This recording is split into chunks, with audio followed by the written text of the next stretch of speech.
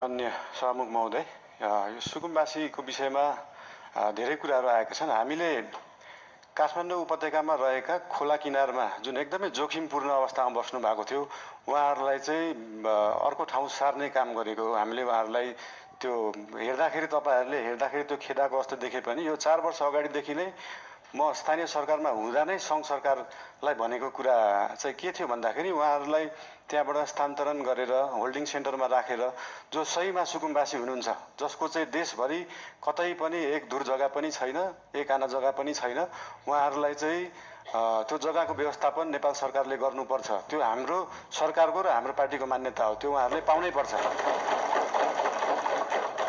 तर काठमाडौँ उपत्यकामा बसेकालाई किन एकदम प्रायोरिटी दिएर हटाइयो भन्दाखेरि विगतका धेरै वर्षहरूमा बाढी आउँदाखेरि उहाँहरूको घर डुबानमा पर्ने र उहाँहरूको स्वास्थ्य अवस्था पनि एकदमै नाजुक थियो। उहाँहरूको स्यानिटरी अवस्था, उहाँहरूको त्यो वासरुम टोयलेटको व्यवस्था, त्यसको निकासा सिधै खोलामा थियो र उहाँहरूबाटै निस्केको त्यो फोहोरको दुर्गन्धले फेरि उहाँहरू नै बिरामी परिराख्नु भएको थियो।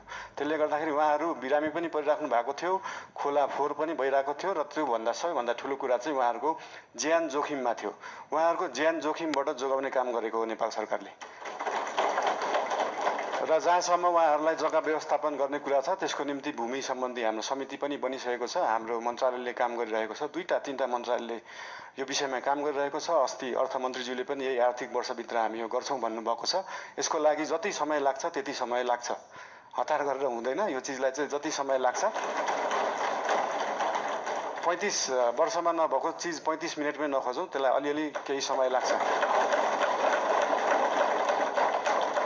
र लिपुलेक लिम्पियाधुराको बारेमा उहाँले सोध्नुभयो, अघि पनि भनिसके। यो चाहिँ डिप्लोमेटिक रूपमा टेबल टक। तपाईँहरूलाई एउटा कुरा अचम्म लाग्छ होला, मैले पनि अस्ति प्रधानमन्त्री भएपछि नै थाहा पाएँ, भारतले नेपालको जग्गा मात्र होइन, नेपालले पनि भारतको जग्गा धेरै ठाउँमा मिचेको रहेछ। अनि यो कुरा चाहिँ अस्ति भर्खरै थाहा पायो। त्यही भएर दुईटै देशले अध्ययन गरेर हामीले मिचेको छौँ, उहाँहरूले मिच्नु भएको छ, के छ त्यसलाई चाहिँ बसेर एउटा साथीको रूपमा समाधान गर्ने चाहिँ हामीले सोच राखेका छौँ। धन्यवाद।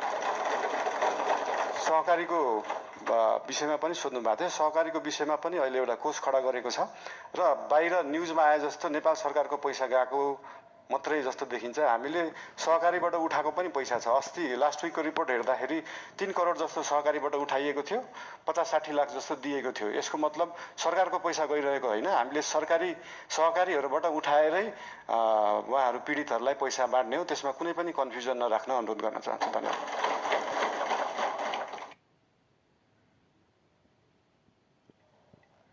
सम्माननीय प्रधानमन्त्रीज्यू, अर्को 2टा प्रतिवेदन